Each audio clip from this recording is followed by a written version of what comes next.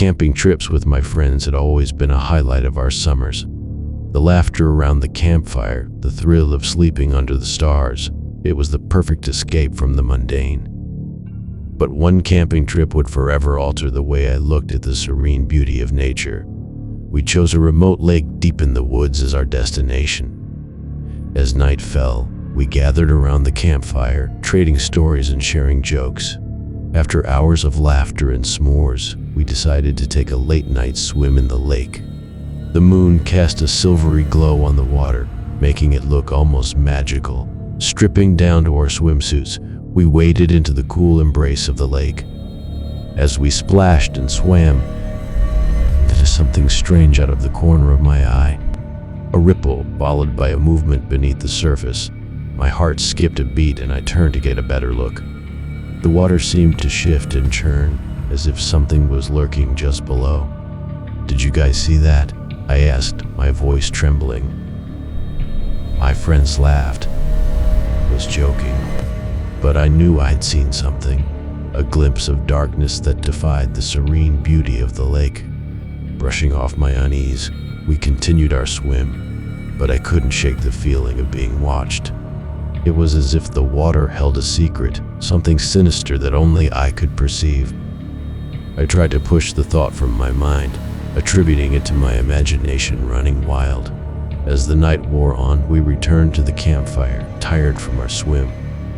The crackling flames offered a sense of comfort, but my unease persisted. Unable to shake the feeling, I suggested we play a game to distract ourselves. My friends agreed, and we began to play a card game, the laughter returning as we focused on the competition. But even as we played, I couldn't ignore the nagging fear in the pit of my stomach. Hours later, fatigue finally overtook us. We crawled into our tents, the sounds of the night surrounding us. But sleep eluded me. Every rustle of leaves, every hoot of an owl seemed to echo my unease. It was as if the very forest held its breath, waiting for something. Unable to take it any longer, I unzipped my tent and stepped outside. The moon bathed the campsite in a soft glow, and I found myself drawn to the lake once again. As I approached the water's edge, I felt a chill run down my spine. And then I saw it, a pair of eyes, glinting in the moonlight. They were dark and malevolent, staring up at me from the depths of the water. My heart raced, and a cold fear gripped me. I stumbled back, unable to tear my gaze away from those eyes that seemed to hold an evil beyond comprehension. A whisper brushed against my mind, a voice filled with malevolence. "You shouldn't have come."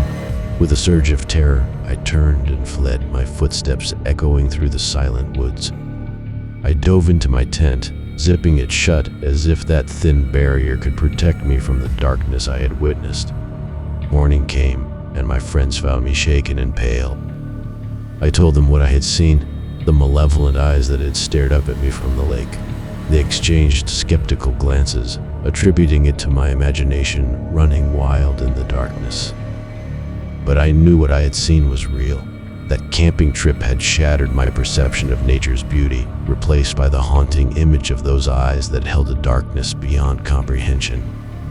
And as we packed up our campsite and left that lake behind, I couldn't help but feel that I had glimpsed something ancient and evil, lurking in the depths of the water, waiting to be unleashed upon an unsuspecting world.